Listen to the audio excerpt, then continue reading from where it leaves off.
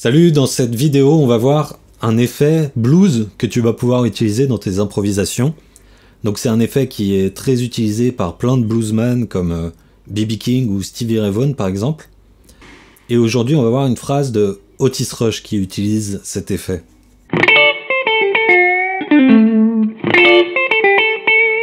Donc voilà pour la phrase de Otis Rush. Donc comme tu peux le voir, cette phrase c'est une phrase en question-réponse, donc déjà ça c'est assez intéressant.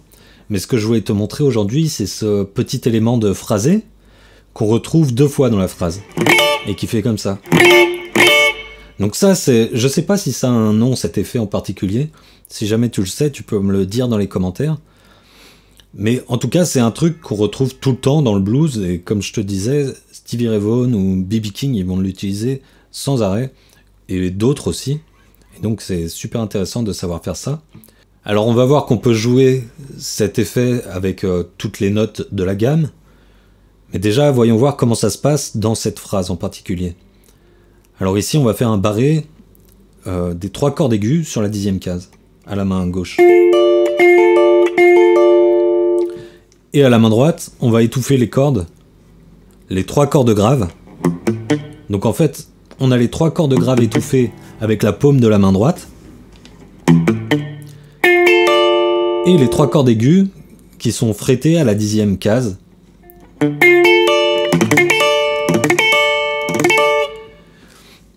Et ce qu'on va faire, c'est trouver la bonne vitesse au niveau du médiator. Donc tu vois ici, ma main elle pivote. Ma main droite elle pivote pour pouvoir garder les 3 cordes graves étouffées. Et le challenge, c'est de trouver la bonne vitesse. Parce que si tu vas trop rapidement, ça marche aussi, hein, ça fait un accord, mais c'est pas exactement l'effet recherché. Donc c'est possible de faire comme ça. Mais là, toutes les notes tombent exactement sur le temps, et donc ça ne marche plus, ça ne fait plus le même effet. Ou alors si tu vas trop lentement, à ce moment-là, tu égrènes l'accord, et en fait tu fais un arpège, et donc là aussi, musicalement, ça fonctionne, mais c'est plus le même effet non plus. Donc il y a vraiment la bonne vitesse à trouver, au niveau de la main droite déjà.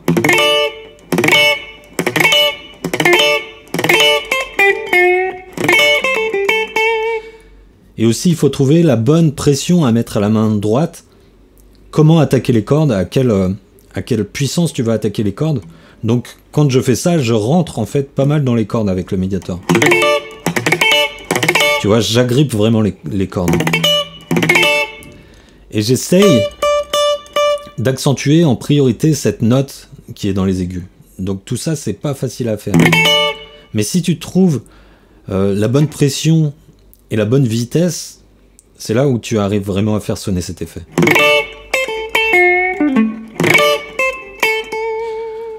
Donc tu vois, ça accentue vraiment la note aiguë. Donc ici, c'est une question-réponse, comme je te disais. Donc on a une question. On a un petit bout de phrase qui se glisse entre les deux. Et on a la réponse. Donc pour la question, on va jouer notre effet comme je te le montrais en début de vidéo. Ensuite, on va faire 13-10 sur la corde de Si, 12 sur la corde de Sol. Et là, on va faire un petit barré avec l'index sur les cordes de Si et de Sol en 10e case. Et on va jouer corde de Si, corde de Sol, qu'on peut tordre un petit peu. Donc ça, c'est la question. Et la réponse, ça va être exactement la même chose. Sauf qu'on va répéter cette note. Donc entre la question et la réponse, il suffit de changer la dernière note. Et très souvent, c'est la façon la plus simple de faire des questions-réponses, c'est de répéter exactement la même chose et de changer la dernière note. Et entre cette question et cette réponse, on a un petit truc comme ça, un petit bout de phrase. Donc ça, c'est tout simplement 12-10 en pull-off sur la corde de Ré et 12 sur la corde de La. Donc question,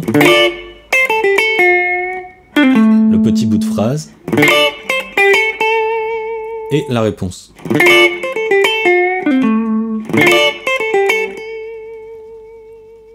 Donc après, cet effet, si on veut le jouer sur d'autres notes, c'est possible aussi. Et surtout, c'est possible de le faire sans rajouter des notes sans jouer plusieurs notes à la fois. Donc ici, dans cet exemple, on jouait 3 notes. En fait, on faisait une petite triade de Ré mineur. Mais on peut aussi accentuer qu'une seule note si on le veut. Donc à ce moment-là, je te conseille de prendre la note que tu veux accentuer avec le 3e doigt.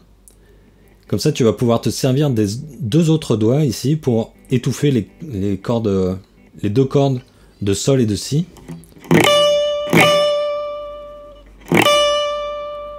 Et comme ça, tu peux gratter toutes les cordes et laisser résonner que la corde que tu as envie de laisser résonner.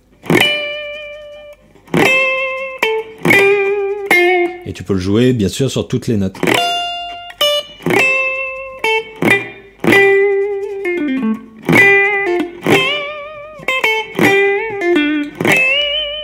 Et ici, tu vois, tu peux même rajouter un bend.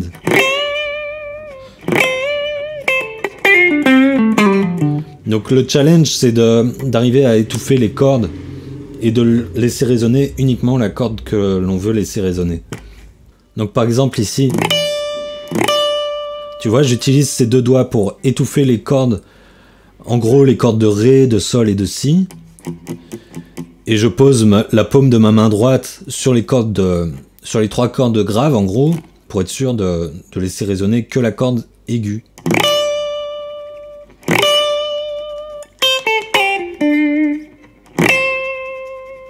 Pareil ici, là cette fois sur la corde de Si, je veux laisser résonner que la corde de Si, donc j'utilise aussi mon 3e doigt.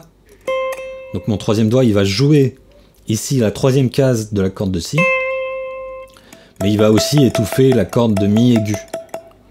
Et ces 2 doigts, ils vont étouffer les autres cordes.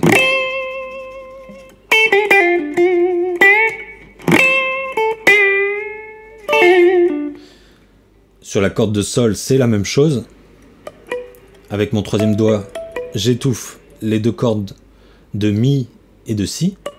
J'utilise aussi un petit peu ces 2 doigts qui vont étouffer aussi ces cordes de Mi et de Si. Et ils vont aussi étouffer les cordes de Ré et de La. Et je garde aussi ma main posée sur mes cordes à la main droite.